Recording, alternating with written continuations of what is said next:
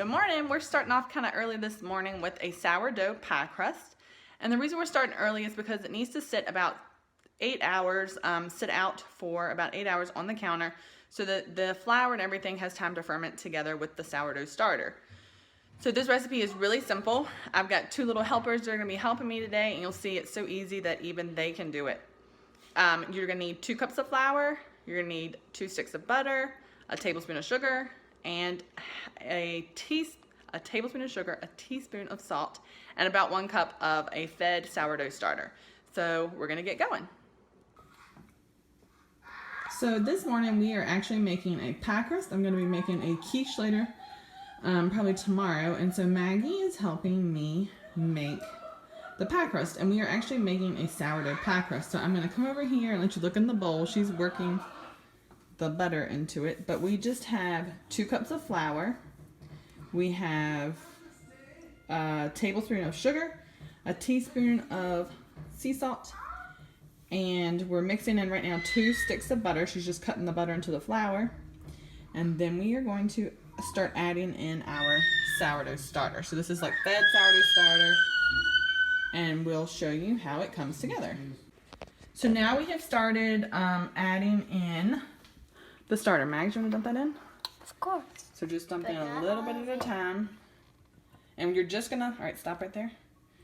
You might need about a cup. We're just gonna kind of, until the dough starts coming together really well. It's fine. So Abby's gonna keep stirring it up here. And we want the dough to come together. And the reason we're doing it like this is we're gonna actually let it sit for like about 7 or 8 hours on the counter.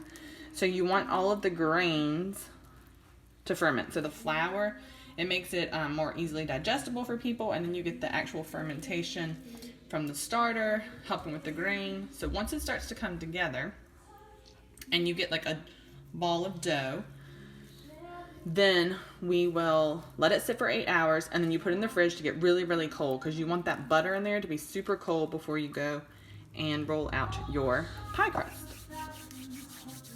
So now the dough has come together. We just kept mixing, and we actually only used about a little over 3/4 of a cup of our sourdough starter. So it's come together, and now we're going to cover it, and it'll sit for 8 hours before we put it in the fridge, get it super, super cold, and then we will roll out the dough and continue the pie crust. So I actually left the pie crust dough out for about 9 hours. I put it in the fridge, and it sat in the fridge really about 24 hours. It can just sit until you're ready. You just want the butter to be really nice and firm. So now I'm going to roll the pie crust out here on the counter. All right, so I'm just getting it rolled out here, and I'm kind of keeping it in a circular shape because that's what my pie plate's gonna look like. So you want a little bit bigger so it can come up over the side. Caroline's talking to us in the background. And you want to just keep working the dough, working the dough, working the dough.